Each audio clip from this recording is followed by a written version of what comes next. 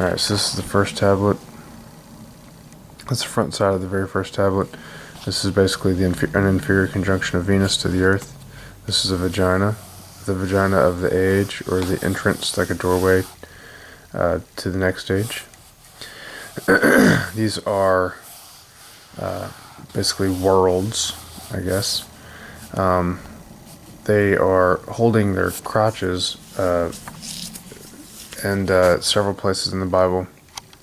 Kings and Job and the Exodus, God tells whoever he's speaking to gird up his loins.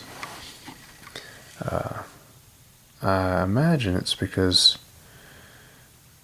out of respect to God, but I think it's also supposed to be a way to prepare man to travel. So this is the superior conjunction. This is the back side of the first tablet.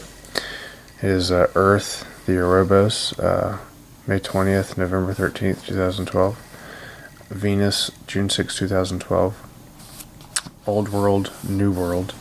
Mercury absent, Sun, Mercury absent, Venus superior conjunction, March 28th, 2013.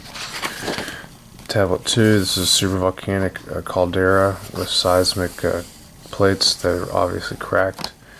This is the tablet frankincense.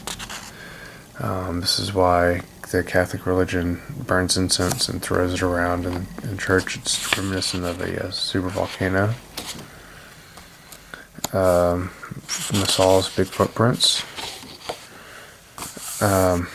This is tablet 3, the front side, representing myrrh in the gospel. So the first tablet is gold, the second tablet is frankincense, the third tablet is myrrh. This is actually the symbiosis of the planet. This is Erebos again. These are 4 worlds, basically indicative of the kingdom of heaven, or symbiosis. But either way, it's 4 worlds. This is the 5th world, emerging into the 5th world. This is the back side of the 3rd tablet. Then this is the 4th tablet. This tablet's called Tiponi, which means the child of significance. And this is Christ. So you have gold, frankincense, myrrh, and Christ. And basically what this tablet says is, when the zodiac is complete, or when all the peoples have migrated across the earth, this will be the time when the zodiac is complete. The age of Aquarius will begin. Yes, Aquarius, pouring out the water. This is the cracked end. This is the start. This is Pisces, the head of Aquarius, pouring out the deluge. See Venus at the beginning and end of the age, or of the cycle. So it's like the last cycle of Venus. And a supervolcano that's erupting, which is depicted by a pyramid. This is the back side of the tablet, which I didn't fill out because there's a lot of information on that one I didn't want to really get into. Prophecy rock. 2 symbols. Old Four Corners, which is present-day Jerusalem, the Bible. New Four Corners, which is the New Jerusalem, which is representative of the Pahana, or the Hopi people. So this is the prophecy rock. The top line is 2012. This line right here is 2011. Goes up to 2012. Goes across the 4 previous worlds. Basically what this is the human, basically what it says is May 20th, 2012, there'll be an annular eclipse. The cross is Venus. When the cross comes in, that's the June 6, 2012 date, Venus transit. That's the day of conception, the day that Venus and the Earth conceive. 14 days later is June 20th, 2012. That's the day of fertilization.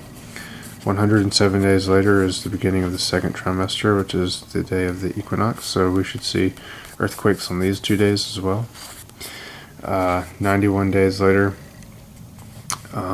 is the 3rd trimester, which is December 21st, 2012. we'll most likely see a pretty significant earthquake that day. 95 days later is the birth, which occurs on March 28, 2013, which is the Superior Conjunction. And then there's 3 days, and then the Day of Ascension, Easter Sunday. So Good Friday, 1, 2, 3, Easter. So basically what it says is that Venus is responsible for the gestation cycles of humans, as well as most animals. Dates of seismology, volcanism, pay attention. Forma Lab is a nice place on the internet. You can find some information. Earthquakes.usgs.gov. If you compare the lunar cycles to the earthquakes, which is what I need you to do, you'll see that the Venus transit is going to cause significant increases in seismic activity. April 5th to the 8th, full moon on the 6th. April 7th, there's a perigee. So I'm giving a couple days in this period of time that a seismic event will occur somewhere on the Earth that will be greater than usual. And April 20th to the 23rd as well, new moon in Apogee. The 18th to the 22nd, Apogee solar eclipse. These days, these will be significant seismic dates, like large earthquakes. May 5th, probably a pretty significant earthquake on this day.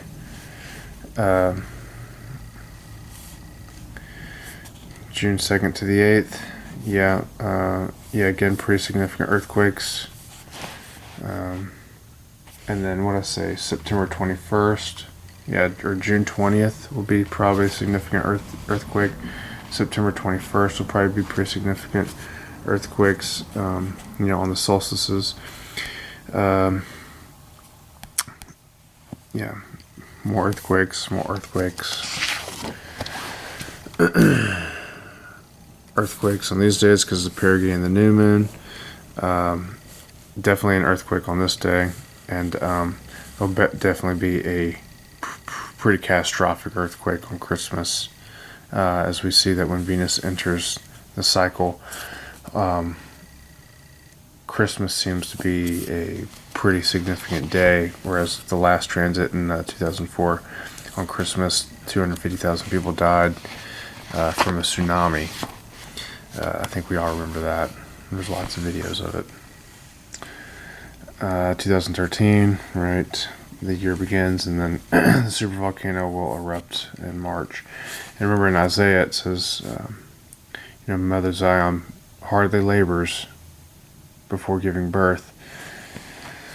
So you gotta remember, the whole world won't shake at the same time. Some of these days, you may see earthquakes across the earth, but for the most part, it's going to sneak up on us.